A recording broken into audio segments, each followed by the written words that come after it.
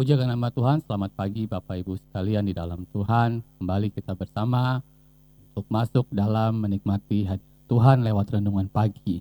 Mari kita berdoa. Bapa, di dalam nama Tuhan Yesus kami mengucap syukur buat pagi yang indah ini Tuhan, buat nafas kehidupan yang Kau berikan dalam kehidupan kami. Kami menikmati Tuhan anugerah-Mu di dalam kehidupan kami, dan pagi ini Tuhan, sebelum kami memulai aktivitas kami mau Tuhan diberkati lewat firman Tuhan yang menjadi pedoman, menjadi pegangan setiap langkah dan kehidupan kami, yang menguatkan setiap langkah kami Tuhan. Di dalam nama Tuhan Yesus, berikan kami hikmat, kekuatan, dan pengertian yang daripada Tuhan. Di dalam nama Tuhan Yesus, haleluya, amin. Saudaraku dalam Tuhan, pagi yang indah ini kita akan berbicara, kita akan belajar mengenai berdiam diri di hadapannya.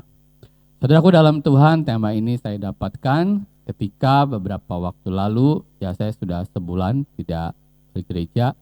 Namun di tengah-tengah, di saat orang tua saya dia akan melakukan operasi untuk pergantian lutut, saudaraku dalam Tuhan, di situ Tuhan berbicara kepada saya untuk lewat firman Tuhan ini.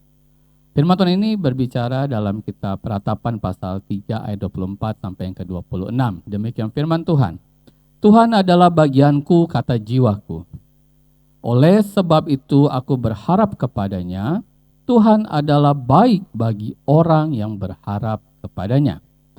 Bagi jiwa yang mencari Dia adalah baik menanti dengan diam pertolongan Tuhan. Saudaraku di dalam Tuhan, ketika kita mengalami setiap fase kehidupan ini, terkadang kita dibawa ke dalam situasi dan kondisi di mana kita hanya bisa berdiam diri di hadapan Tuhan. Saudaraku dalam Tuhan, berbicara mengenai berdiam diri, itu artinya adalah sebuah tindakan yang secara sukarela dilakukan, yaitu untuk pantang berbicara sementara waktu supaya dapat mencapai tujuan rohani. Bisa dengan membaca firman, supaya kita bisa fokus, dengarkan suara Tuhan, supaya kita bisa berdoa, dan supaya kita bisa mengerti bahwa harapan kita adalah hanya di dalam Tuhan. Saudaraku dalam Tuhan, waktu kita mengerti makna daripada berdiam diri, bukan berarti kita diam tanpa kita ada aktivitas tertentu. Yang dimaksudkan kita berdiam diri di hadapan Tuhan, yaitu bagaimana kehidupan kita bisa tetap tenang dalam keadaan apapun. Tentunya saudaraku dalam Tuhan, bukan berarti tidak berdoa. Sebab di dalam kita berdiam diri di hadapan Tuhan, itu menandakan bahwa kita punya kepasrahan di hadapan Tuhan. Saudaraku dalam Tuhan, waktu menjelang persiapan operasi mama saya, semua secara analisa dan secara prediksi dokter sebenarnya sangat berisiko tinggi. Namun saya berbicara kepada dokter, saya sudah tahu dari awal. Bahkan hal ini bukan hal yang baru saya harus hadapi. Namun oleh karena kekuatan Tuhan, saya bilang bahwa tetap go ahead, tetap jalankan. Kenapa? Karena saya sudah berdoa sama Tuhan sebelum saya berangkat jauh hari, bahwa kalau memang kehendak Tuhan harus dilakukan operasi, saya bilang Tuhan berikan saya jalan, dan Tuhan tunjukin saya. Saudaraku dalam Tuhan, secara tadi saya bilang bahwa secara lab ya ada risiko ya. Waktu dokter datang gitu ya, dia dokter anestesi datang, dia bilang sama saya bahwa kamu siap hadapi risiko adanya pendarahan, ada risiko ginjalnya akan semakin parah, ada risiko dia bisa stroke, ada risiko bisa kena serangan jantung. Saudaraku dalam Tuhan, waktu dokter bicara seperti itu, saya langsung tepi, saya bilang tidak akan mungkin. Karena saya tahu bahwa dia akan baik-baik saja dalam perlindungan Tuhan. Waktu saya bilang begitu saudaraku dalam Tuhan, dokter marah sama saya. Dia bilang, nggak mungkin nggak ada resiko, kamu harus bisa terima resiko ini. Ya, saya bilang, nggak apa-apa, go ahead, saya bilang. Dia geleng-geleng sama saya. Ya, dia bilang, wah ini anak udah dikasih tahu resikonya, dia tetap mantapkan untuk bisa dilakukan operasi. Saudaraku dalam Tuhan, biasanya ketika orang tua saya menghadapi sebuah ujian operasi, saya selalu berada di depan ruang operasi sampai operasinya selesai. Tapi kali ini berbeda. Saya ikuti apa kata Tuhan. Tuhan bilang gak usah kamu tungguin balik ke kamar.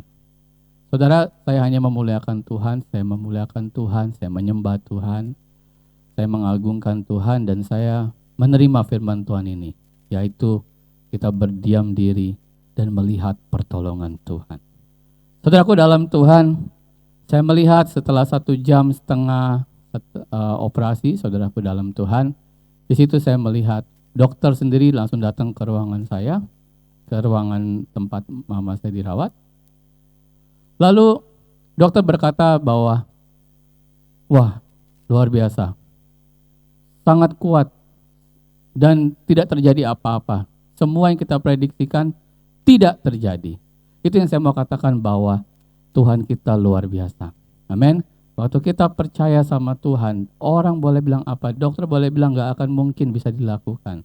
Tapi kalau memang Tuhan yang suruh, saudaraku dalam Tuhan, saya percaya bahwa Tuhan yang hebat itu, Dia tidak akan pernah meninggalkan kita. Itu yang saya alami, saudaraku dalam Tuhan. Saya bilang malam itu 2 kali saya berdoa.